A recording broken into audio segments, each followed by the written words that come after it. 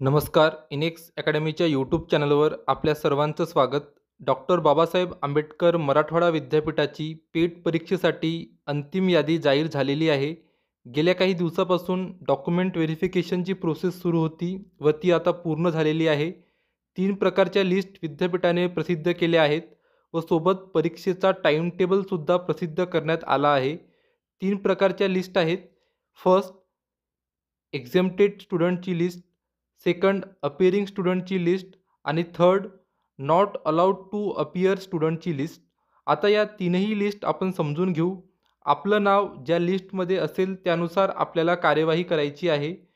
PhD प्रवेशासाठी post graduation degree महत्त्वाची आहे आणि पोस्ट ग्रॅज्युएशन डिग्रीसोबत जे विद्यार्थी सेट, नेट, गेट या प्रकारच्या परीक्षा उत्तीर्ण आहेत किंवा MPhil उत्तीर्ण आहेत, तर या विद्यार्थ्यांना एक्झेम्पशन दिला जातो. म्हणजे पेट परीक्षा द्यावी लागत नाही. डिरेक्टली हे विद्यार्थी नेक्स्ट स्टेपमध्ये जाऊ शकतात. ज्यांचं नाव एक्झेम्प्टेड लिस्टमध्ये आहे त्यांना आता सध्या कुठलीही परीक्षा देण्याची गरज नाही. आता नेक्स्ट स्टेप कशा पद्धतीने असेल, इंटरव्ह्यूज यासंबंधी माहिती विद्यापीठ पेट परीक्षेचा निकाल जाहीर झाल्यावर लावेल. त्यानंतर ज्यांच्याकडे फक्त पोस्ट ग्रॅज्युएशन डिग्री आहे परंतु कुठलीही परीक्षा उत्तीर्ण नाही, अशा विद्यार्थ्यांना पेट परीक्षा द्यावी लागेल. या प्रकारच्या विद्यार्थ्यांचे नाव अपिअरिंग स्टुडंट लिस्टमध्ये आहे. जर आपण पेट उत्तीर्ण झालात तरच आपण नेक्स्ट स्टेपसाठी इलिजिबल असणार.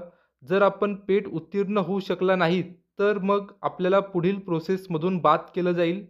26 सप्टेंबरच्या नंतर आपल्याला पेट परीक्षेसाठी ॲडमिट कार्ड विद्यापीठ उपलब्ध करून देईल.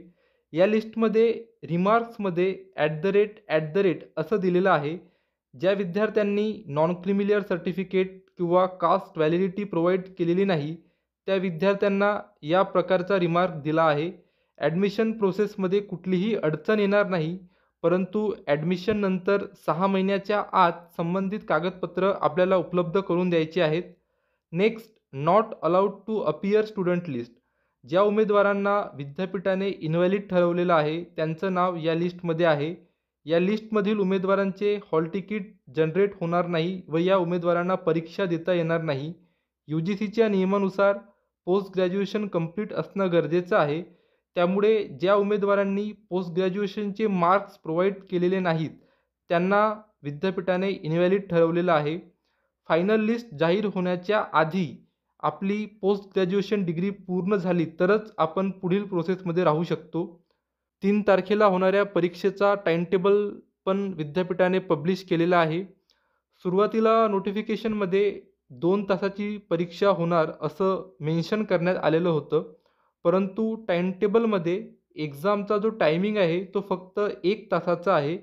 त्यामुळे 25 क्वेश्चन्स रिसर्च ॲप्टिट्यूडचे व 25 क्वेश्चन सब्जेक्टचे या प्रकारे टोटल 50 क्वेश्चन्स व प्रत्येक प्रश्नासाठी 2 मार्क्स या प्रकारे 100 मार्क्सची परीक्षा होऊ शकते.